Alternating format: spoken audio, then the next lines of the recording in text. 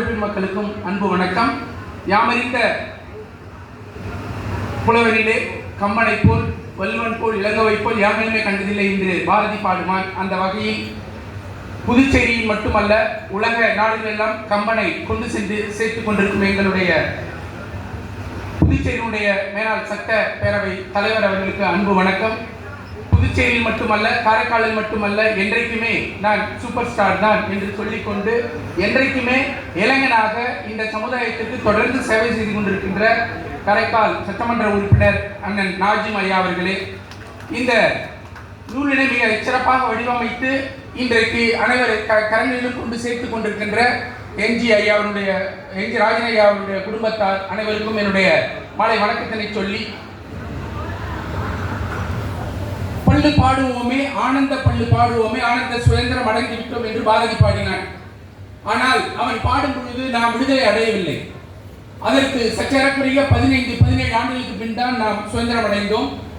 இந்திய சுதந்திரத்தை நான் சொல்கிறேன். அதற்கு பிறகு பிரெஞ்சு இந்திய சுதந்திரத்தை நாம் சற்றேறக்குறைய 54 முதற்கொண்டு 62 தான் நமக்கு முழுமையான சுதந்திரம் நமக்கு கிடைத்தது. இந்த சமூகத்தில் விடுதலை பெறுவதற்காகவே தொடர்ந்து பாடுபட்டு சற்றேறக்குறைய ஓராண்டுகள் 2 மாதங்கள் பல்வேறு காலகட்டங்களிலே இந்த விடுதலை போருக்காக பாடுபட்டு சிறையிருந்த நம்முடைய என்ஜி ராஜன் ஐயா அவர்கள், நான் எதை சொல்ல வருகிறேன் என்று சொன்னால், இந்த சமூகத்தில் ஆண் சமூகத்தை மட்டுமே பார்த்து கொண்டிருக்கிறது. அவர் சற்றேறக்குறைய ஓராண்டு 2 மாதங்கள் சிறையில் இருந்திருக்கிறார். அந்த காலகட்டத்தில் அவருடைய குடும்பத்தார், குறிப்பாக அவருடைய மனைவி துணைவியார் என்ன பாடுபட்டு கொண்டிருந்தார் என்பதை இந்த வரலாறு மறுத்து விடுகிறது. நாம் அவரை கொண்டாடி கொண்டிருக்கிறோம். என்ஜி ராஜனையா அவர்களை கொண்டாடி கொண்டிருக்கிறோம்.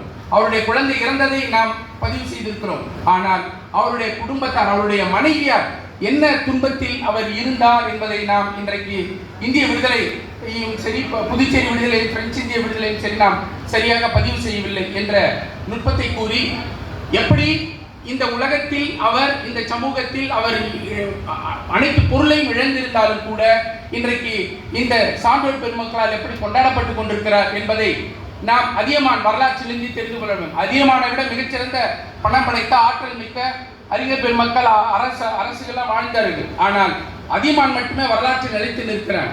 ஏனென்று சொன்னால், அவன் தனக்கு கிடைத்த அரிய கனியை ஔவையாருக்கு கொடுத்தான். அதை போலவே இந்த சமூகத்தில் பிரெஞ்சு இந்திய விடுதலைக்காக தன்னுடைய உடல், பொருள், ஆதி பொருள் அனைத்தையுமே இந்த சமூகத்தில், இந்த சமூக விடுதலைக்காக வழங்கிய என்ஜி ராஜன் ஐயா என்றென்றைக்கும் அவர் கட்டாயமாக இந்த சமூகத்தில் இந்த சான்றோர் பெருமக்களால் புகழப்பட்டு கொண்டே இருப்பார். அதற்கு எல்லளவும் சந்தேகம் இல்லை. அதற்கு நாம் எதற்கு எடுத்தாலும் மிக உள்ளத்தனவு உயர்வு என்று சொல்லுவோம். நாம் மிகச்சிறந்ததை நாம் கேட்டு பெற வேண்டும். இங்கே மேலாள் சட்ட பேரவை தலைவர் அவர்களும் இன்றைய சட்டமன்ற உறுப்பினர் அவர்களும் இருக்கிறார்கள். என்ஜி ராஜன் ஐயா அவர்களுக்கு வெறும் ஒரு பள்ளிக்கு பெயர் வைப்பதோடு நின்று விடாமல், ஒரு சிலை வைப்பதோடு நின்று விடாமல், அவர் இந்த சமூகத்திற்கு ஆற்றிய எல்லை சோகவனை மிகச்சரியாக சொன்னார். அவரோடு பயணித்த பல பிற கட்சிக்கு சென்ற போது முதலமைச்சராக ஆகிவிட்டார்கள். ஆனால் அவர் தன்னுடைய பொருள், உடல் அனைத்தையும் இழந்த அவருக்கு இந்திய நாட்டுடைய உயரிய விருதான பாரத ரத்னா விருதை பெறுவதற்கு நாம் போராட வேண்டும். அதற்குரிய பணிகளை நாம் முன்னெடுக்க வேண்டும். அதற்கு இந்த குடும்பத்தாரும் சட்டமன்ற உறுப்பினர்களும் புதுச்சேரி அரசும் துணை நிற்க வேண்டும் என்று சொல்லி வாய்ப்புக்கு நன்றி பாராட்டி இடம் சாருகிறேன். நன்றி, வணக்கம்.